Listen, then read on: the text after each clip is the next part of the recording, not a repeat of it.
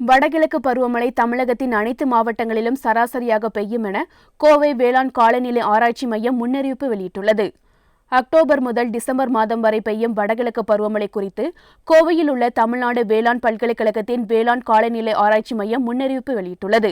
இது தொடர்பாக வேளாண் காலநிலை ஆராய்ச்சி மைய தலைவர் பன்னீர்செல்வம் செய்தியாளர்களை சந்தித்தபோது அக்டோபர் 20ஆம் தேதிக்கு பின் வடகிழக்கு பருவமழை துவங்க வாய்ப்பிருப்பதாகவும் தமிழகத்தில் அனைத்து மாவட்டங்களிலும் சராசரியாக மழைப்பொழிவு இருக்கும் என்றும் தெரிவித்தார்.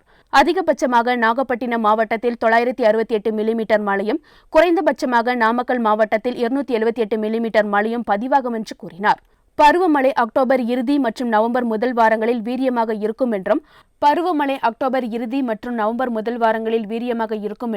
அதனால் நகர்ப்புறங்களில் கழிவுநீர் மற்றும் வாய்க்கால் கால்வாய்களை தூர்வாருதல் உள்ளிட்ட முன்னெச்சரிக்கை நடவடிக்கைகள் மேற்கொள்ள வேண்டும் எனவும் அவர் அறிவுறுத்தினார். பொதுவாக நகர்ப்புறங்களிலும் கிராமப்புறங்களிலும் நம்ம என்ன செய்யணும்னா, இப்போ மழை வர்றதுக்கு முன்னாடி வாய்க்கால் எல்லாம் சரி பண்ணி வைக்கணும்.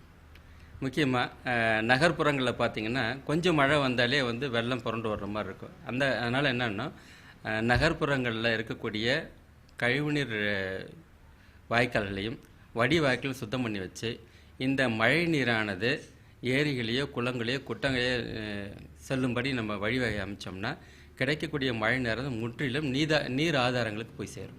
குறைந்த மழையளவு உள்ளிட்ட பகுதிகளில் தண்ணீரை சேமித்து வைத்தும் அதிக மழையளவு உள்ள பகுதிகளில் பண்ணைக்குட்டை அமைத்தும் விவசாயிகள் வேளாண் பணிகளை மேற்கொண்டால் அதிக பயன் கிடைக்கும் எனவும் பன்னீர்செல்வம் தெரிவித்தார்.